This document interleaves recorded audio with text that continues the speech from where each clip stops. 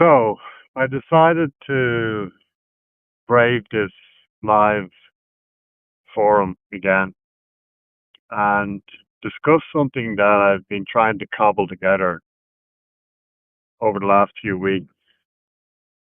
And that is this idea of retreat, but also the ongoing argument in my head about the digitization of art, which is a kind of erasure of the real thing. And it brings in theoretical notions of the real and the unreal, how they relate to each other, especially in the art world now, and how art is being disseminated. But we've covered that ground over and over again. So really, I've been thinking about this idea of the desert, and it comes from two sources. One was when I was reading this book on a field trip, actually, with NCAD when I was an MFA student there.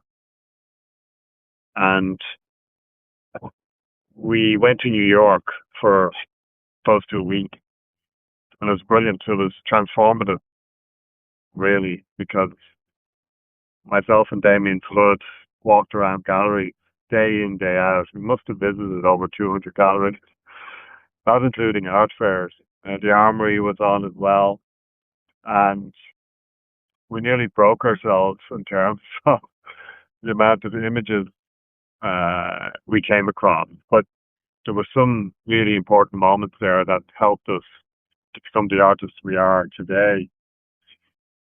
And on the way over, I was reading this book. It was Slavoj Žižek's Welcome to the Desert of the Real. And on the cover, and it's a short book, I read most of it on the 7-hour trip to New York. And on the cover, if I recollect correctly, it had an image of the Twin Towers. But I think it was one of those images that the Twin Towers had been destroyed. Now, it's quite abstract, the image, but it was a post 9/11 publication. I think it was published in 2002. And it discussed the real. And this is a Lacanian term, um, which connects with the imaginary and the symbolic. But the real is something that you can't verbalize. The minute you start verbalizing it, it becomes symbolic. And it's not symbolic, it's outside of language. And in some ways, what painting is doing as well, trying to do something outside of language or with a different language. And I became fascinated by this word, the real, but couldn't really quite understand it. And that's ironically or paradoxically the reason you can't understand the real, because it's outside of verbalization in the way we know it. Lots of theorists after Jacques Lacan have, including Zizek, have tried to define this. And sometimes Zizek defines it in a terrifying way, especially through, someone like David Lynch. But in a way, it's a banal thing. It's something outside of communication, outside of even visualization or symbolism. Um, so this book and this metaphor of the desert became really important to me recently, because I went on 2 road trips between 2023 and 2024 in an RV with my family across Arizona, New Mexico, Nevada, Utah, California, which is not so much desert, but even though I think Death Valley is in California, or bridges between California and Nevada. Anyway, and the desert became something really important to me on those trips, because the desert in Zizek's terminology is a space, it's a condition rather than a phenomenological space. It's a condition of being um, overwhelmed by imagery and where ideology breaks down. The illusion of ideology breaks down. So we're in this desert of the real, but real is kind of representation. Once again, the word real is slippery in this definition, but there's a kind of dystopic definition by Zizek. And when I was in the desert, I had a more utopian feeling for the desert, in that you're surrounded by this barren landscape and and blue sky and the heat and the smell, which is quite alien. Especially I grew up in a kind of mountainous region in Wicklow, the Wicklow Mountains. Very isolated as well, but it was mainly forest and mountain. So I have a really strange relationship to forests because forests are spaces in which, well, when I was growing up, uh, fantasy desire uh, becomes something you see in a forest. It's generated by the forest because you're sheltered off. There's no real horizon. Whereas the desert in midlife is something where I wasn't generating any images anymore or desires. And at the same time, or very recently, I was reading this article, I think it was in the New York Times, and it was mainly about Jay DeFeo, a painter, who made this painting over 8 years. And it was accumulation of paints. It was seriously big and heavy. It had to be fork, forklifted out of the apartment after she had finished it. But she gave up painting after that, went into photography, and then returned to painting.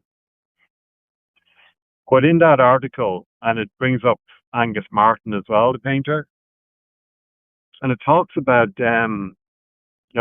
all the psychology. For Angus Martin, I think there was an element of schizophrenia in her psychological makeup and depression. Same with Jay DeFeo, and there's this idea of mental health in the article, and this idea of the internal world of the painter and the external world of the painter, and how both were competing with one another. And there's something interesting in the article about artists retreating or leaving New York or LA for the desert. And it reminds me of, people like Ed Boucher, who has had a shack in the desert since the 70s, but he's mainly based in LA, and his work is really LA. It's about billboards, it's about text. It's the vernacular of the urban city, especially LA.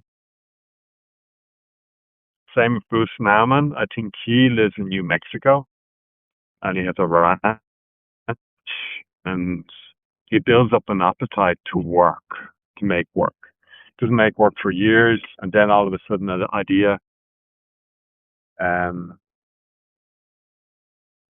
seeds and grows, and then he builds up this kind of appetite to make work, and that's where this work, very psychological, physical work, comes from. So I've been thinking about all these things, this idea of the desert in Zizekian terms, but also the desert as a utopia, as somewhere to retreat to. When I was in the desert, I was writing, I was thinking, I didn't have any desires, I had no deadlines, I had no sense of anxiety about producing work. I was kind of left to reflecting, but very much in the present about what I wanted to do next. And even though I had things when I returned home to get done, at the time in the desert, I was just really um, thinking about possibility.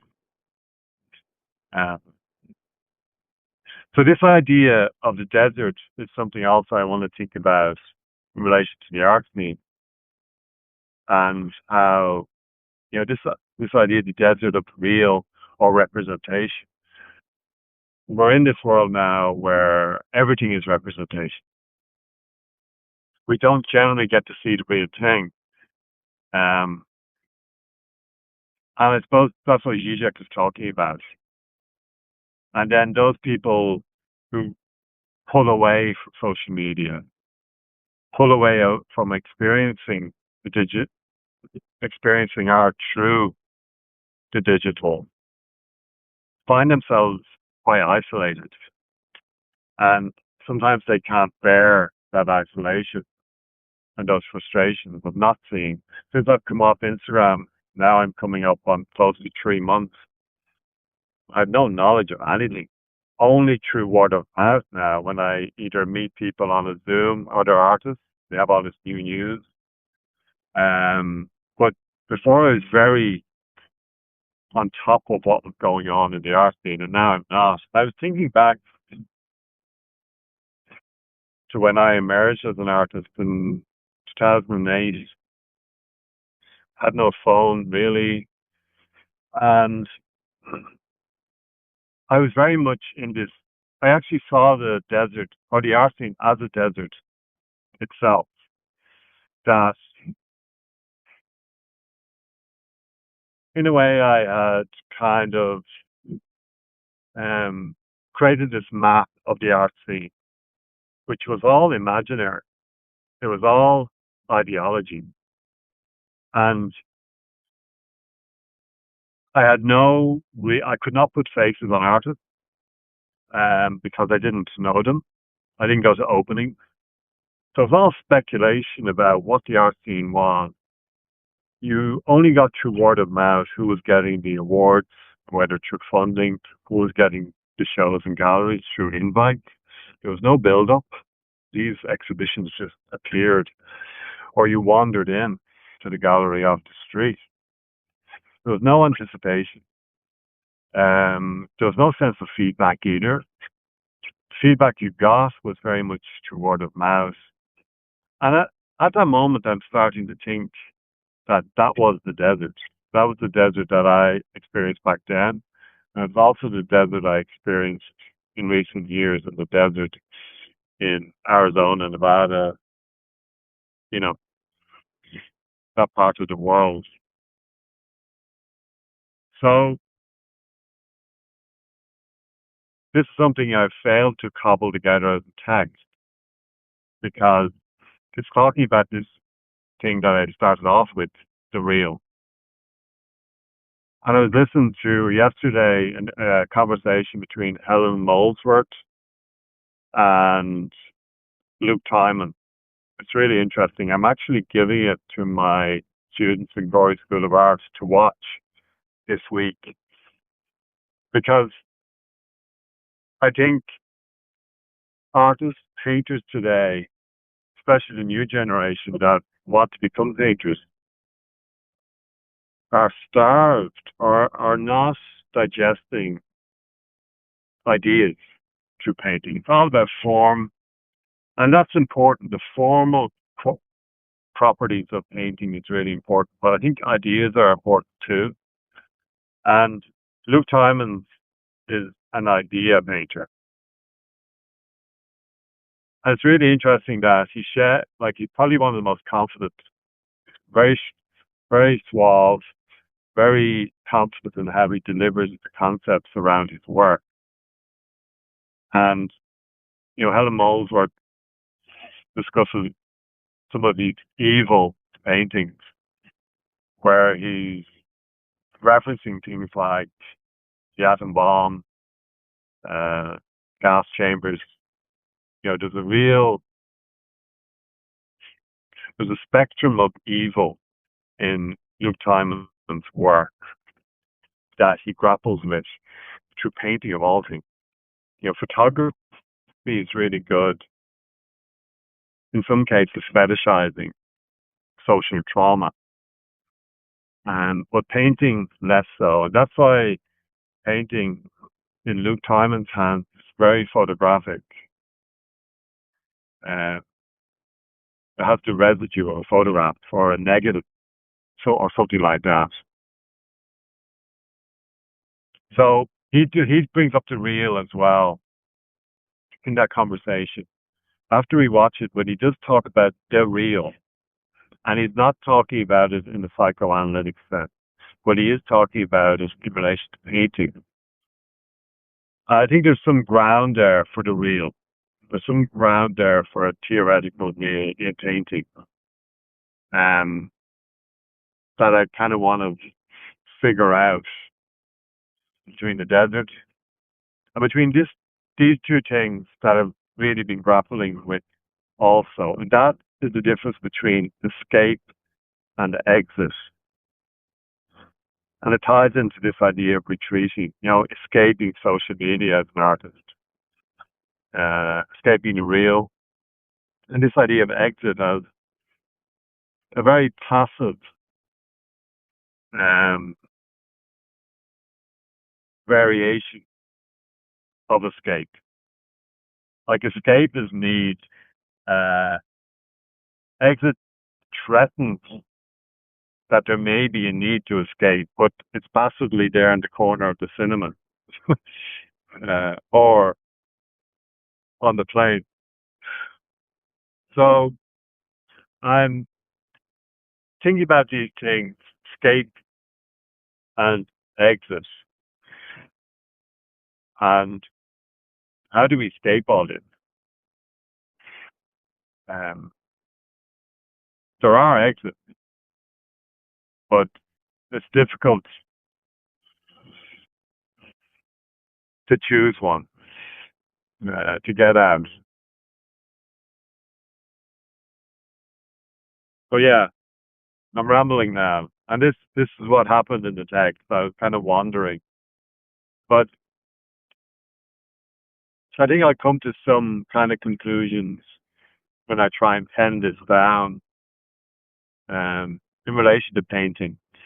There's another thing I want to point to as well, and I talk about this in the recent article I wrote in anticipation of the conversation with Philip Allen at the Curlin with Margaret Kelly.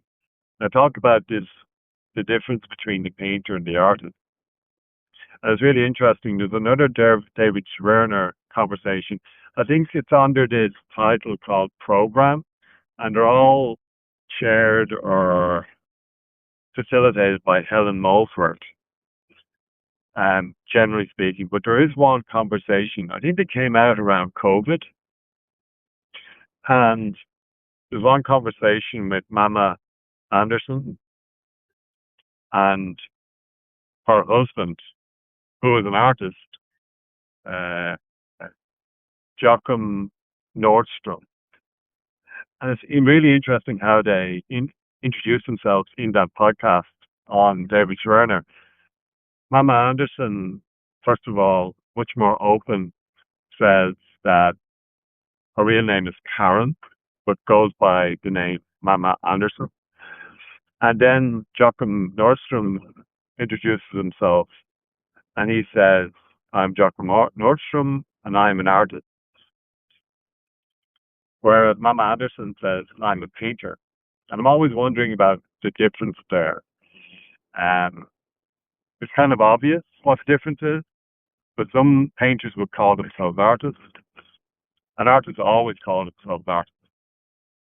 But I think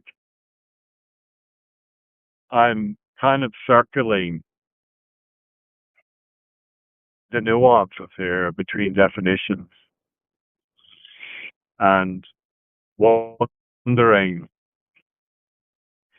is there a way to commit to certain things at certain point? really difficult to commit now. It's just to leave social media or to create limits to how you present you and your work as an artist and what you accept, what invitations by institutions you reject. And it is a good thing to um, you know, curtail your expansiveness uh, in terms of what you accept and what you commit to as either an artist or a painter, your exits and your escapes, um, the real and representation. Anyway, I'm going to stop there. Needed to get that out because I'm finding it difficult to put things together in the written word. Hope you enjoyed. Talk to you again.